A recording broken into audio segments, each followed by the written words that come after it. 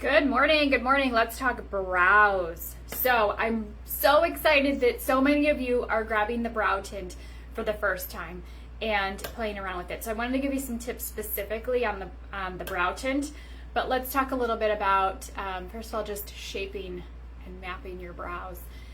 You can see the difference between just even brushing them, right? This one I've done nothing to, and see how the hairs are sort of more almost sideways. Look at the lift that this creates. If you do nothing else, grab a spoolie brush and just brush through in the morning. If you have 2 seconds, that's all it takes to do that. Of course, as I shared the other day, fill in any bare spots, or if you want more definition, use a liner first. You can create that nice defined line underneath. Oh, I skipped a step, you guys. I wanted to show you brow mapping. So I take a straight edge, and actually it's great to use a liner, and I'll show you why. A brow liner from the side of your nose to the inner corner of your eye. If you just roll it up, you can actually kind of put a little mark there. One that really only you can see and you'll blend in. But that's about where it should start. So just go like that, roll it up, mark it, and then from the center of your eye, or center of your nose through the center of your eye, mark it. That's where it should arch. And then the outer corner of your nose to the outer corner of your eye, straight edge, roll it and mark it. I will say for most women, our brows stop a little bit too short. So for a lot of us, you're gonna have to fill in a little bit more out here.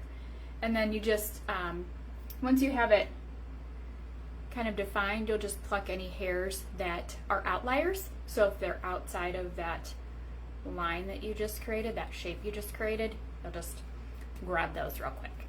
So that's using the brow liner. Now brow tint, you can use on top of the liner, which I'm going to show you, or you could use all by itself in just a quick dash out the door look. But again, shade is so important. Talk to your consultant if you need help finding the right color for you.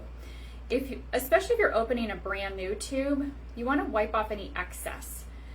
As you get to the bottom of the tube, there won't be quite as much product on the applicator, so you won't have to worry about it as much, but you don't want a big glob. And you want to start on the widest part of your brow, which for a lot of us, and even if it's not necessarily the widest part, I would recommend starting close to the arch as opposed to the inner corner. You don't want a lot of intense color on the inner corner of your brow. Same as when we do our eyeshadow, right?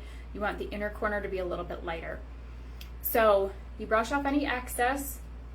This is a tiny, tiny little spoolie brush, and you just lightly brush up and out, and then you can go back in to the center.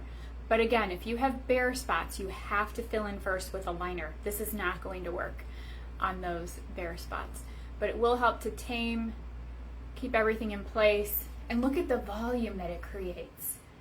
Such youthful volume. So if you do nothing else before you leave the house, I know mascara is like the one thing that every girl is like, I never leave the house without mascara. Most of us anyway. But consider never leaving the house without doing something to your brows, whether it's a quick brush, whether it's a little liner to fill in, or a quick little brush of brow tint. It's really, really fast. It doesn't have to take forever, but it makes such a difference. See the difference that it makes? And if you wanted to really kind of amp things up a little bit, you could take the tiniest little bit of a lighter concealer. This, I'm using light ivory. No, deep ivory, just kidding. And a concealer brush. And just getting the very tip of that brush into that concealer. And then you can work a little bit right under the brow, and that's just going to make that brow bone pop even more. If you have deep set eyes, you don't really need to do this because your brow bones are a little bit more prominent to begin with. But for anybody else, I feel like I do. I have a stray little hair there, no wonder. So that can create a little definition. You can also bring a little bit up above to highlight there. So many ways, you guys. Of course, you can highlight with a shadow like Biscotti or Blossom, a nice light matte color. But concealer works too, especially if you just go a tiny shade lighter than your natural skin tone. So have fun. Spend a tiny bit of time on your brows. It really makes a difference. It's worthwhile. I hope that helps. Get with your consultant if you need help with the shade, if you need help mapping your brows, application, anything, reach out to her. Don't forget, we're doing those makeovers all month long. You can get entered into that makeover contest. So thanks for helping us with our goal of 100 makeovers. We are on our way. We're into the 70s, so only 70 some left to go. I have to check our number, but we're getting there with your help. So thank you, thank you, thank you if you've let us borrow your face or if you're on our calendars. And thank you for the referrals. That is the heartbeat of our business. That's how we continue to grow. So anybody you know who is up for a free facial makeover or even just wants to learn a little bit about beauty, you can invite them to the group here. So have an awesome Friday. Have a fabulous weekend. We'll see you next week.